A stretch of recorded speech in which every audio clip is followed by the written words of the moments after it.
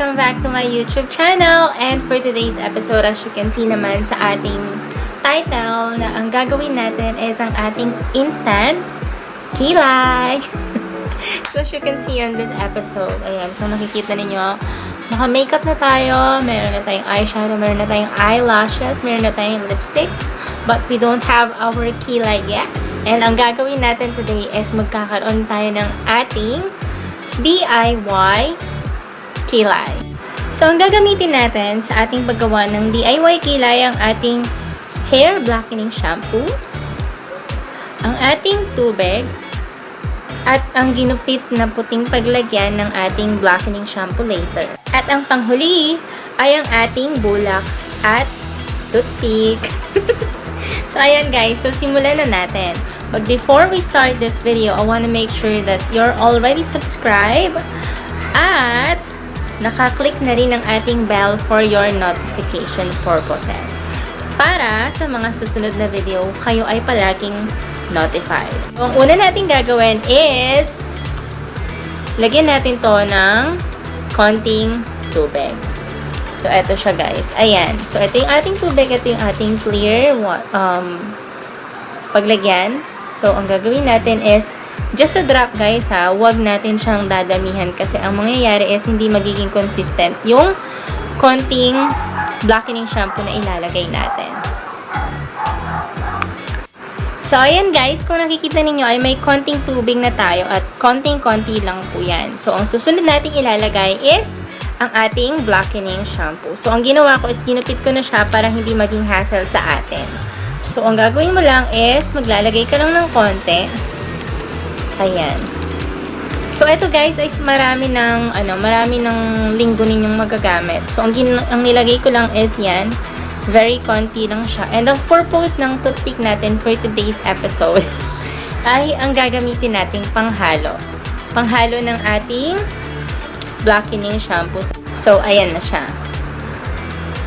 Before, ginawa ko na to, pero ang ginamit ko is cream silk. Pero, nung kasi, ang nangyari is, parang hindi siya masyadong kumapit. And nag-last lang siya ng 2 to 3 days. So, ayan. Haluin lang natin ng haluin hanggang maging consistent yung ating blackening shampoo sa tubig. Pwede nyo rin siyang dagdagan pagka napansin niyo na naparami yung paglagay ninyo ng tubig. Pero pwede nyo rin unahin ng powder at lagyan ng konting tubig. Nasa inyo din yan. So, dadagdagan ko lang siya ng konti. And guys, pagka natuyo yung blackening shampoo natin, it doesn't mean na hindi na natin siya pwedeng gamitin. Ang gawin lang natin is, pagka nag-retouch tayo ng kilay, is lagyan lang natin siya ng kapiranggot na patak ng mainit na tubig. At pag na-dissolve na ulit yung inyong tumigas na blackening shampoo, pwede nyo na siya ulit ipahid sa inyong mga kilay. So, ayan. Kung nakikita ninyo, ito yung ating hair blackening shampoo. So, medyo okay na siya. So, ang gagawin natin na susunod is kumuha ng bulak. At ang isang toothpick. Ano nga bang gagawin natin sa bulak? So, ang purpose ng dalawang ito ay para ma-make sure natin na maipahid natin ng maayos ang ating blackening shampoo sa ating kilay. And take note, hindi ko po ina-advise ito sa lahat ng ating mga manonood dahil meron tayo iba't ibang skin sensitivity. So, minsan, hindi siya nag-work sa mga sensitive skin.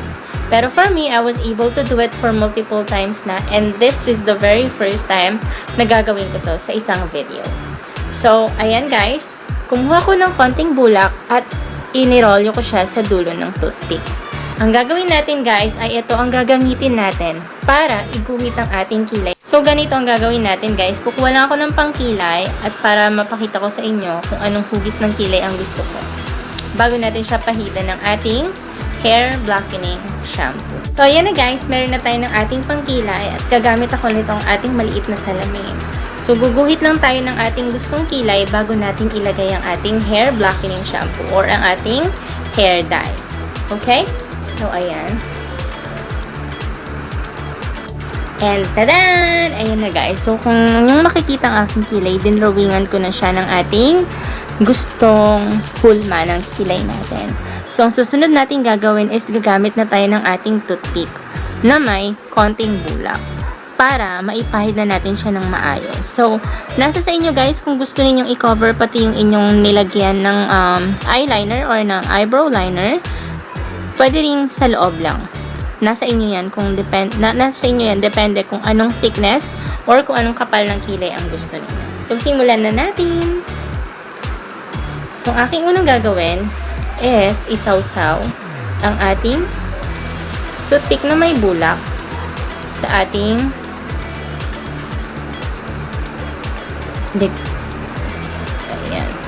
ayan kung nakikita ninyo, nalalagyan na siya. Depende sa inyo guys kung gaano kakapal ang gusto ninyo. Hindi ko po ito inire-recommend sa lahat. So, try to make sure na i-test nyo muna sa skin ninyo bago ninyo gawin. Dahil minsan ay hindi siya nag-work or dahil minsan nagkakaroon tayo ng rashes na pwedeng pagmulan ng mga pagkakagastusan. Charing lang. So, ayan.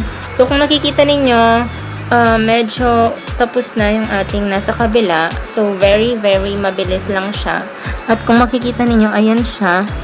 Ayan, diba? So, makikita ninyo yung difference. Kung ano yung hulma ng kilay ninyo. So, makikita nyo rin siya agad.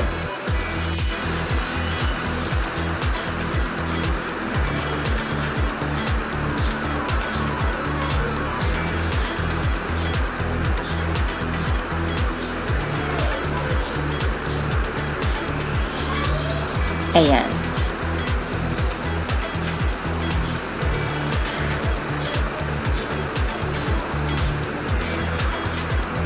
So, kung nakikita ninyo, parang hindi sila pantay. So, ang gagawin ninyo is gamitin lang ang kabilang dulo ng inyong toothpick. Pero kung meron kayong isang toothpick pa, mas maganda.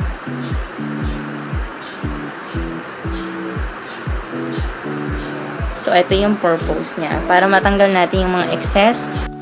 So, ayan na guys. Kung nakikita ninyo, is pinapatuyo ko na lang yung ating hair dye. So, kung makikita ninyo, ayan o, diba? Ang perfect. Pero, hindi siya ganyang kakapal guys ha, pagka natuyo. So, mababawasan pa yan up until mag-light yung kilay natin. So, papahidan ko lang ulit yun sa kabila to make sure na pantay sila. Ang susunod ninyong gagawin ay maghintay na lamang ng 10 to 15 minutes. So, after ng 10 to 15 minutes, ay inyo nang punasan ng wipes or ng wet wipes ang inyong kilay to see the difference ng previous ninyo sa may kilay na. Instant kilay, diba? So, wait lang natin yan, guys. So, ang time natin today is 10:55. So, maghihintay lang tayo up until 11:05 at pagkatapos ng 11:05 ay pwede ko na siyang hugasan. Or pwede ko na rin siyang punasan ng wet wipes. Okay guys, so hintay tayo. Depende naman sa inyo yan kung gaano ninyo gustong katagal or kung gaano kakapal ang gusto ninyong gawin sa inyong kilay. Pero ako, dahil ito ay okay na, then wait na lang tayong tumuyo siya up until 11:05 at kailangan na natin siyang tanggalin or pwede na natin siyang punasan ng ating wet wipes. So, antay-antay lang tayo. The reason why ang ginagawa ko is this is happening for about 4 months na. So, ginawa ko na to before pero syempre tinatamad tayo. Pero since today is weekend, so ayun, nagkaroon ako ng time para i-retouch ang ating kilay. Ayan siya. So, ang gagawin lang natin is mag-antay para at least, alam mo yun, yung paggising mo, alam mo na sa sarili mo na maganda ka. Char. Well, alam naman natin yan na may iba't ibang confidence tayo sa buhay. At ang pinakamagandang mangyari sa buhay natin is yung paggising natin. Alam mo yun, perfect na yung kilay natin na kahit maghilamos tayo, nandyan siya. Hindi siya natatanggal. So, wait na lang tayo ng ilan pang minuto at atin na siyang lilinisan. And finally, time is up. 15 minutes is up na. So, ang gagawin natin is pupunasan na natin ng ating kilay ng wipes. So, ayan. Wet wipes lang mga sis. Para sa freshness. Charing. So, ayan. Kukuha lang ako ng wet wipes. So, ang wet wipes natin is from 7-Eleven. So, hindi ito paid. Charing. So, ayan. Pupunasan ko lang siya. And, ayan. So, as you can see, perfect na ang ating kilay. Oh, diba? Ayan siya, guys. And ayan din yung sa kabila. Ayan guys, so finally tapos na ang ating paglilinis ng ating kilay. And as you can see, ayan na ang ating instant kilay. Never mabubura. Diba? So ayan guys, papakita ko sa inyo ng malapitan. Ayan ang ating instant hair dye kilay.